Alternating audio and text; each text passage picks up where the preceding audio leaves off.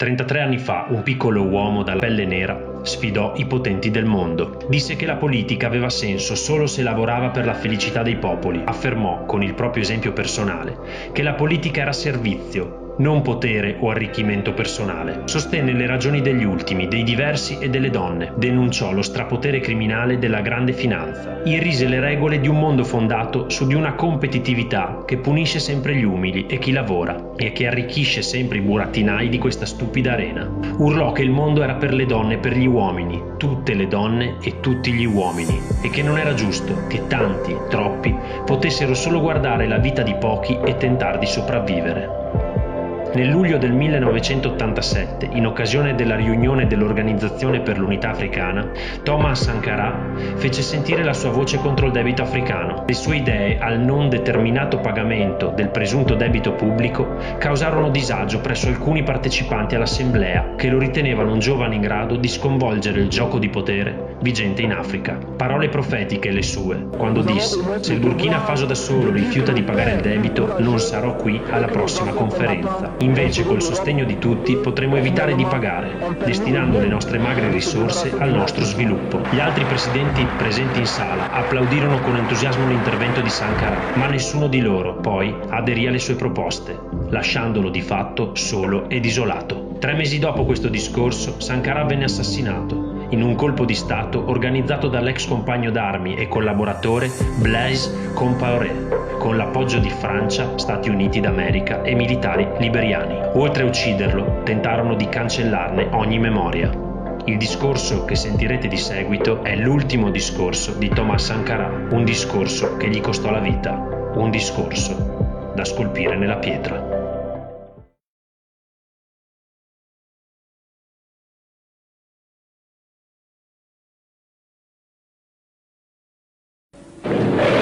Nous estimons que la dette s'analyse d'abord de par ses origines. Les origines de la dette remontent aux origines du colonialisme. Ceux qui nous ont prêté de l'argent, ce sont ceux-là qui nous ont colonisés. Ce sont les mêmes qui géraient nos États et nos économies.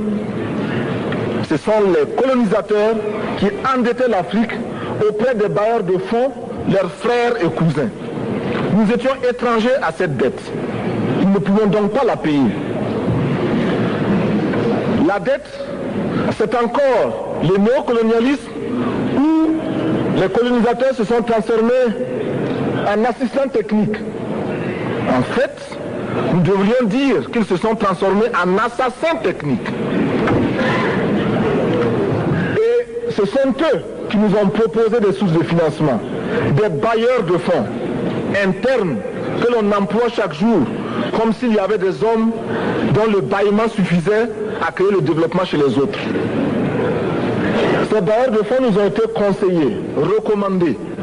On nous a présenté des montages financiers alléchants, des dossiers. Nous nous sommes endettés pour 50 ans, 60 ans, même plus. C'est-à-dire que l'on nous a amenés à compromettre le peuple pendant 50 ans et plus. Mais la dette, c'est sa forme actuelle. Contrôlée, dominée par l'impérialisme. Une reconquête savamment organisée pour que l'Afrique, sa croissance, son développement obéissent à des paliers, à des normes qui nous sont totalement étrangères, faisant en sorte que chacun de nous devienne l'esclave financier, c'est-à-dire l'esclave tout court, de ceux qui ont eu l'opportunité, la ruse, la fourberie de placer les fonds chez nous avec l'obligation de rembourser. On nous dit de rembourser la dette. Ce n'est pas une question morale. Ce n'est pas une question de ce prétendu honneur que de rembourser ou de ne pas rembourser. Monsieur le Président, nous avons écouté et applaudi le Premier ministre de Norvège lorsqu'elle est intervenue ici même. Elle a dit, elle qui est européenne, que toute la dette ne peut pas être remboursée. La dette ne peut pas être remboursée. La dette ne peut pas être remboursée parce que, d'abord, payons pas, nos bailleurs de fonds ne mourront pas. Soyons-en sûrs. Par contre, si nous payons, c'est nous qui allons mourir. Soyons-en sûrs également. Ceux qui nous ont amenés, ceux qui nous ont conduits à l'endettement, ont joué comme dans un casino. Tant qu'ils gagnaient, il y avait plein de débats. Maintenant qu'ils ont perdu au jeu, ils nous exigent le remboursement.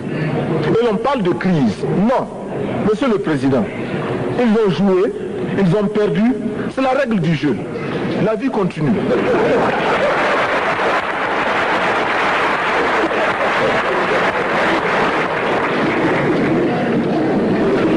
Nous ne pouvons pas rembourser la dette parce que nous n'avons pas de quoi payer. Nous ne pouvons pas rembourser la dette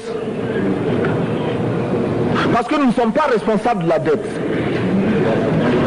Nous ne pouvons pas payer la dette parce qu'au contraire les autres nous doivent ce que les plus grandes richesses ne pourront jamais payer, c'est-à-dire la dette de sang. C'est notre sang qui a été versé. On parle du plan Marshall qui a refait l'Europe économique.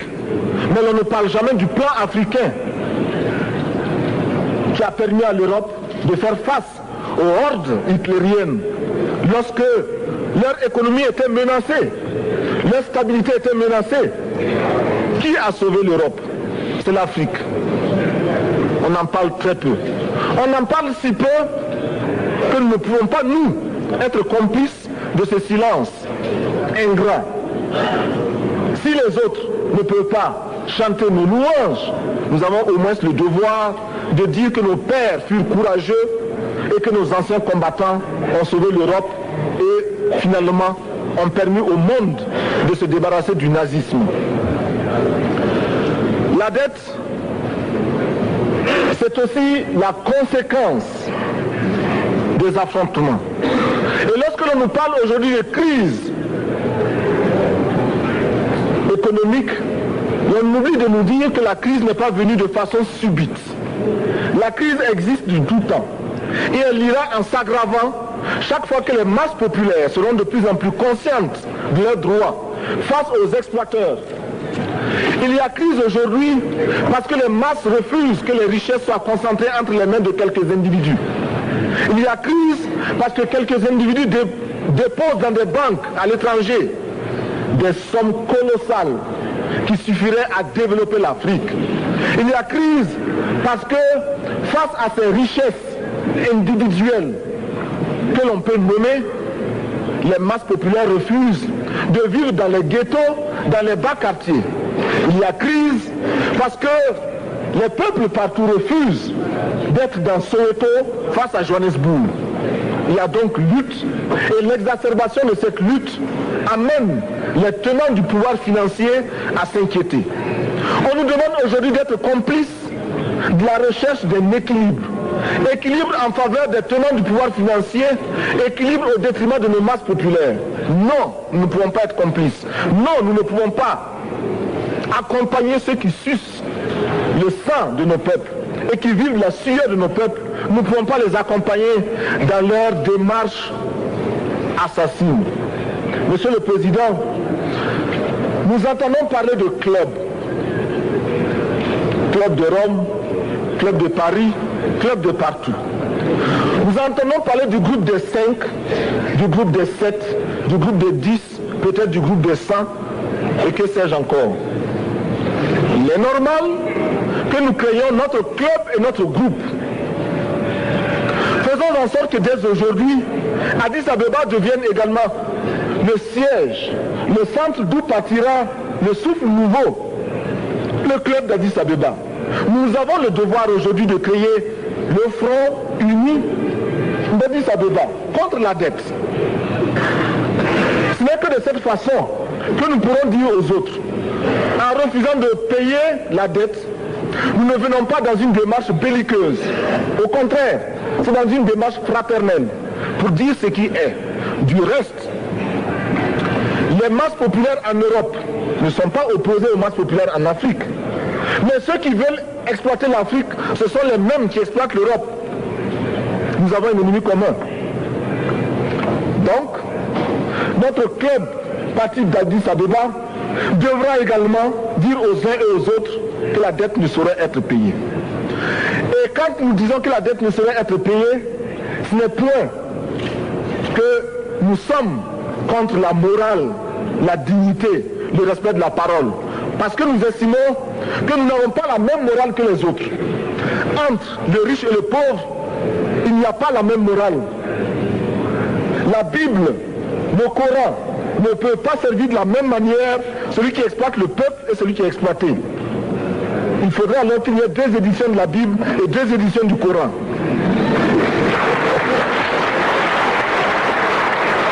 Nous ne pouvons pas accepter qu'on nous parle de dignité. Nous ne pouvons pas accepter que l'on nous parle de mérite de ceux qui payent et de perte de confiance vis-à-vis de ceux qui ne paieraient pas. Nous devons au contraire dire que c'est normal aujourd'hui. Nous devons au contraire reconnaître que les plus grands voleurs sont les plus riches. Un pauvre, quand il vole, ne commet qu'un larcin ou une peccadille, tout juste pour survivre par nécessité. Les riches, ce sont eux qui volent le fisc, les douanes et qui exploitent le peuple. Monsieur le Président, ma proposition ne vise pas simplement à provoquer ou à faire du spectacle. Je voudrais dire ce que chacun de nous pense et souhaite. Qui ici ne souhaite pas que la dette soit purement et simplement effacée? Celui qui ne le souhaite pas, il peut sortir, prendre son avion et aller tout de suite à la Banque mondiale payer. Tous nous souhaitons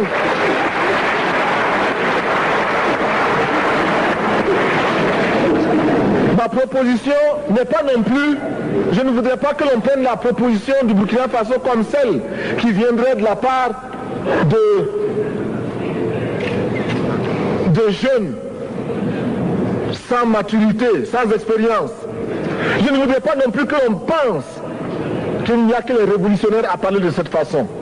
Je voudrais que l'on admette que c'est simplement l'objectivité et l'obligation. Et je peux citer dans les exemples de ceux qui ont dit de ne pas payer la dette, des révolutionnaires comme des non-révolutionnaires, des jeunes comme des vieux. Je citerai par exemple, Fidel Castro a déjà dit de ne pas payer. Il n'a pas mon âge, même s'il est révolutionnaire. Mais je pourrais citer également François Mitterrand, qui a dit que les pays africains ne peuvent pas payer, les pays pauvres ne peuvent pas. Je pourrais citer Madame le Premier ministre. Je ne connais pas son âge et je m'en voudrais de le lui demander. Mais c'est un exemple. Je voudrais citer également le président Félix Houphouët-Boigny. Il n'a pas mon âge. Cependant, il a déclaré officiellement, publiquement, qu'au moins pour ce qui concerne son pays, la Côte d'Ivoire ne peut pas payer. Or, la Côte d'Ivoire est classée parmi les pays les plus aisés d'Afrique, au moins d'Afrique francophone. C'est pourquoi d'ailleurs il est normal qu'elle paye plus en contribution ici.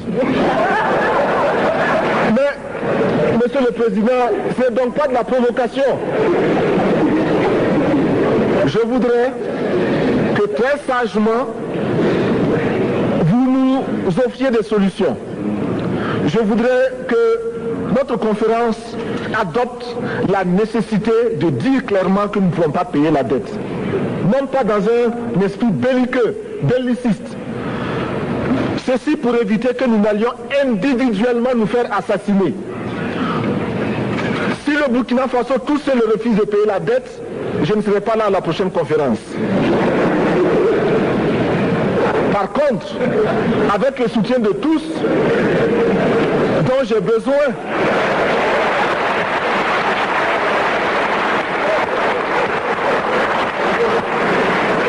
avec le soutien de tous, nous pourrons éviter de payer. Et en évitant de payer, nous pourrons à notre développement. Et je voudrais terminer en disant, chaque fois qu'un pays africain achète une arme, c'est contre un Africain. Ce n'est pas contre un Européen. Ce n'est pas contre un Asiatique. C'est contre un Africain. Par conséquent, nous devons également, dans la lancée de la résolution de la question de la dette, trouver une solution au problème de l'armement. Je suis militaire et je porte une arme. Mais Monsieur le Président, je voudrais que nous nous désarmions. Parce que moi, je porte l'unique arme que je possède et d'autres ont camouflé les armes qu'ils ont.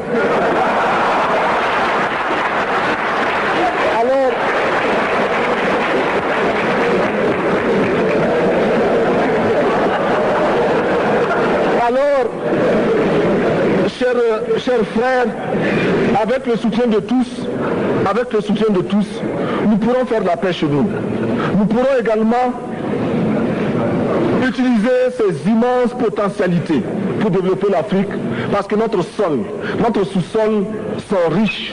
Nous avons suffisamment de bras et nous avons un marché immense, très vaste, du nord au sud, de l'est à l'ouest.